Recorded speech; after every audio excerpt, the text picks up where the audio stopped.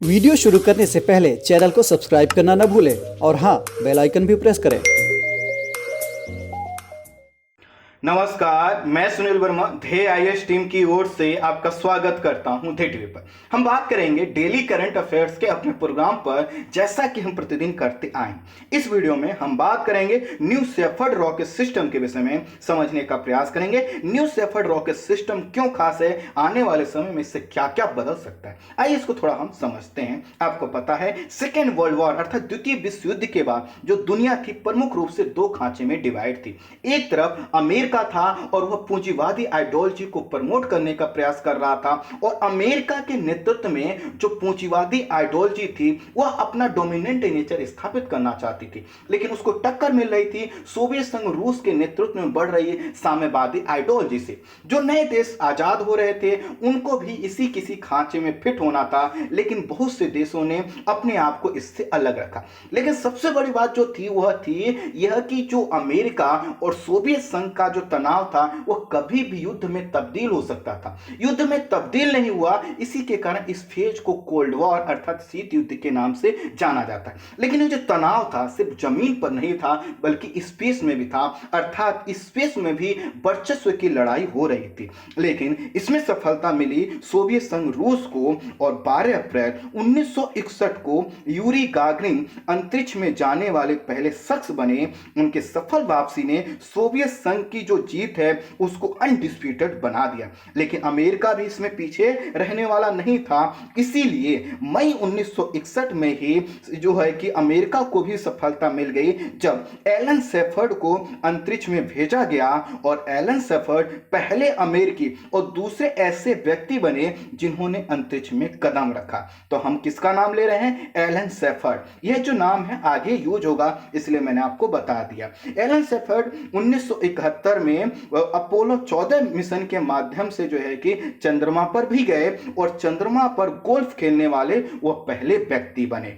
लेकिन चंद्रमा पर जाने वाले पहले व्यक्ति एलन शेफर्ड नहीं थे, बल्कि 20 जुलाई 1969 को अपोलो 11 मिशन के माध्यम से नील आर्मस्ट्रांग और एडविन एल्ड्रिन जो है कि चंद्रमा पर पहुंच चुके थे। आपको पता है कि चंद्रमा पर कदम रखने वाले व्यक्ति के नाम के रूप में आप नील आर्मस्ट्रांग को जानते हैं, और नील आर्मस्ट्रांग के बाद 19 मिनट बाद जो है कि एल्ड्रिन ने क्या किया था, जो एडविन एल्ड्रिन थे उन्होंने चंद्रमा पर कदम रखा था। तो इस तरह से अगर हम देखें तो अमेरिका के इतिहास में जो एलन शेफर्ड थे उनका बहुत बड़ा नाम है, और यहीं से अमेरिका का जो स्पेस मिशन है वह ऊंचाइयों को छूता गया। तो अब क्या हुआ है, एक नया जो है कि रॉकेट सिस्टम बनाया गया है जिसका नाम है न्यू शेफर्ड रॉकेट सिस्टम। इस रॉकेट सिस्टम का जो नामकरण है अमेरिका के पहले अंतरिक्ष यात्री एलन शेफर्ड के नाम पर रखा गया है। इसको किसने बनाया है रॉकेट सिस्टम को? अमेजन कंपनी का जो ग्रुप है, अर्थात अमेजन भी क्या है, कई कंपनियों का ग्रुप है, उसी अमेजन से जुड़ी एक कंपनी है जिसका नाम है ब्लू ओरिजिन के द्वारा इसको विकसित किया गया है। यह जो रॉकेट सिस्टम है इसका उद्देश्य है स्पेस में पर्यटकों को ले जाना, और पर्यटकों को लगभग पृथ्वी से 100 किलोमीटर की ऊंचाई पर ले जाकर माइक्रोग्रेविटी का अनुभव करवाना। जो माइक्रोग्रेविटी है इसका मतलब क्या है कि एक ऐसा एरिया जिसमें गुरुत्वाकर्षण का प्रभाव बहुत कम होता है। तो माइक्रोग्रेविटी में अगर आप जाना चाहते हैं तो इसके लिए क्या है, न्यू शेफर्ड रॉकेट सिस्टम आपके लिए काफी जो है कि फायदेमंद हो सकता है। आपको पता है कि दुनिया में बहुत से ऐसे लोग हैं जो एडवेंचर का अनुभव लेना चाहते हैं, जो स्पेस में जाकर पृथ्वी को देखना चाहते हैं, या फिर ऐसे लोग हैं जो एस्ट्रोनॉट तो नहीं है लेकिन उनकी स्पेस में रुचि है, उनके लिए क्या है रॉकेट सिस्टम डिजाइन किया गया है। यह क्या करेगा, अंतरिक्ष यात्रियों को वहां पर अंतरिक्ष में ले जाएगा, उन्हें सुरक्षित वापस लेकर आएगा, और इससे क्या होगा, जो स्पेस टूरिज्म है उसको बढ़ावा मिलेगा, और कम कीमत में स्पेस टूरिज्म जब बढ़ावा मिलेगा तो इससे क्या होगा, जो गैर एस्ट्रोनॉट हैं अर्थात जो ऐसे लोग हैं जो एस्ट्रोलॉजी में बहुत तो जानकारी नहीं रखते या उनकी जिज्ञासा नहीं है लेकिन वह पर्यटन के पॉइंट ऑफ व्यू से जाना चाहते हैं, उनके लिए क्या होगा, काफी अच्छा होगा। यह सिस्टम क्या होगा, रियूजेबल है, अर्थात इसमें जो रॉकेट जाएगा, जो कैप्सूल जाएगा वह जाएगा और फिर से उस सुरक्षित लैंडिंग कर कर जाएगा। इससे क्या होगा कि जो रॉकेट है वह उसको बार बार बनाना नहीं पड़ेगा, जिस कैप्सूल में बैठा कर आपको भेजा जाएगा उसको बार बार नहीं बनाना पड़ेगा, तो खर्च क्या हो जाएगा, कम हो जाएगा। आपको पता है कि अगर हम देखें तो जो रॉकेट सिस्टम होता है उसमें मेन खर्चा यही होता है कि रॉकेट क्या हो जाता है, खराब हो जाता है, या जब वो वापस लौट रहा होता है तो जलकर खाक हो जाता है, जिसकी वजह से जो भी मिशन होता है उसकी कॉस्ट बढ़ जाती है। लेकिन यहां पर क्या किया गया है कि पूरा जो सिस्टम है उसमें जो भी पार्टिकल्स यूज हो रहे हैं वो सुरक्षित आएंगे, व्यक्तियों को भी सुरक्षित लेकर आएंगे। तो आने वाले समय में स्पेस के क्षेत्र में ना सिर्फ बिजनेसमैन बल्कि ऐसे लोग जो शिक्षा के पॉइंट ऑफ व्यू से, रिसर्च के पॉइंट ऑफ व्यू से या फिर अन्य गतिविधियों के पॉइंट ऑफ व्यू से स्पेस में जाना चाहते हैं, उनको क्या मिलेगा, फायदा मिलेगा।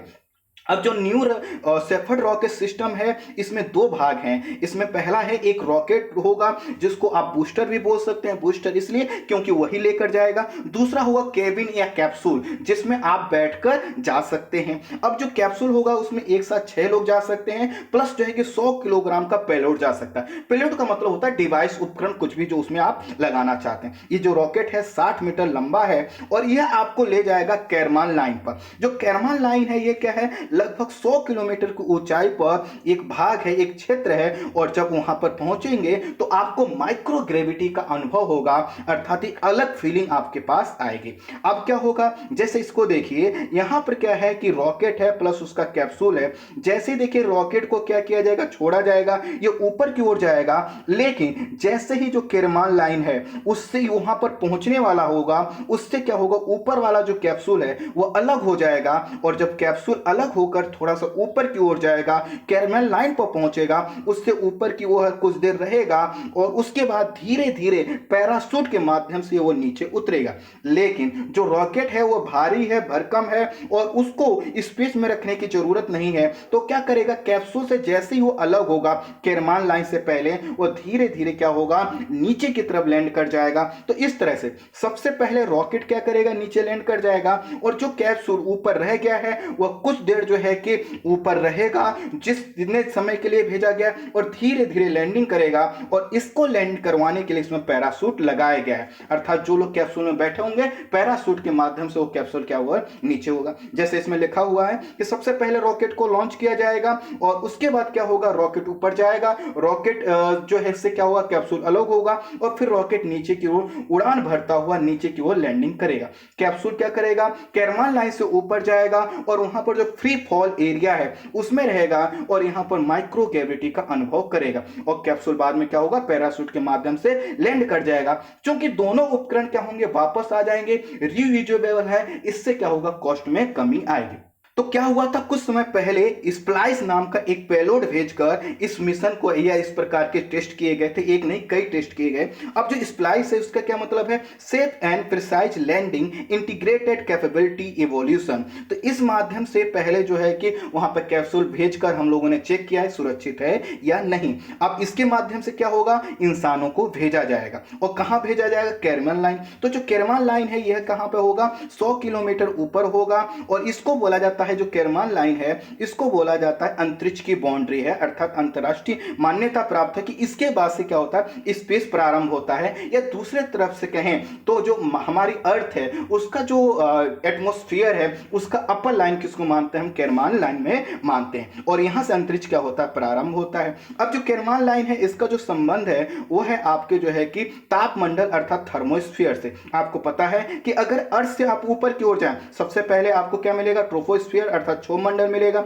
उसके बाद स्ट्रेटोस्फीयर मिलेगा, उसके बाद मेसोस्फीयर मिलेगा, और मेसोस्फीयर के बाद जो है कि आपको जो है कि थर्मोस्फीयर मिलेगा। तो थर्मोस्फीयर जहां प्रारंभ होता है वहीं पर लगभग जो है कि आपको कैरमान लाइन मिलेगी, और इसकी जो ऊंचाई कितनी है, 100 किलोमीटर की ऊंचाई।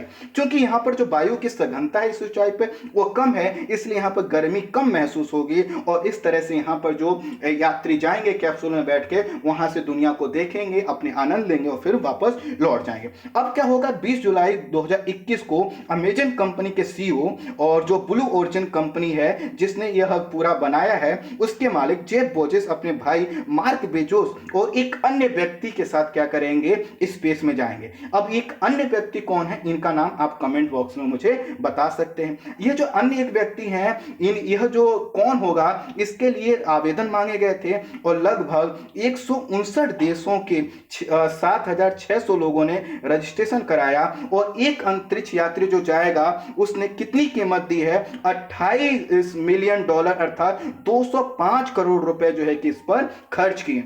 तो आप समझ सकते हैं कि जब एक सीट के लिए लगभग 205 करोड़ रुपए दिए जा रहे हैं तो ये कीमत कितनी बड़ी होगी और आने वाले समय में जो स्पेस का क्षेत्र है उसमें कितना पैसा आने वाला है। स्वाभाविक है, इसीलिए जो है कि ब्लू ओरिजिन क्या कर रही है, एक प्रारंभ कर रही है एक ऐसे नए दौर का जिसमें क्या होगा, स्पेस टूरिज्म को बढ़ावा मिलेगा। अंतरिक्ष में क्षेत्र में जाने के लिए यह कोई पहला प्रयास नहीं है, बल्कि नासा ने 10 कंपनियों की लिस्टिंग की थी जिनको स्पेस के क्षेत्र में टूरिज्म को बढ़ावा देना था। उसमें ब्लू ओरिजिन पहले से शामिल कंपनी है। स्पेस के क्षेत्र में और भी कंपनियां पहले से काम कर रही हैं जिनका नाम आपके स्क्रीन पर लिखा हुआ, आप इन कंपनियों को देख सकते हैं। इसमें एक बहुत बड़ा नाम स्पेस एक्स है जो कि क्या है, इस क्षेत्र में काफी तेजी से कार्य कर रही है। एलन मस्क इस कंपनी के क्या है, फाउंडर है, इस कंपनी के जो है कि संचालक है। बाकी जितनी अन्य कंपनियां हैं ये भी क्या कर रही हैं, इसमें कार्य कर रही हैं। भारत की तरफ से देखा जाए तो भारत से अंतरिक्ष में जाने वाले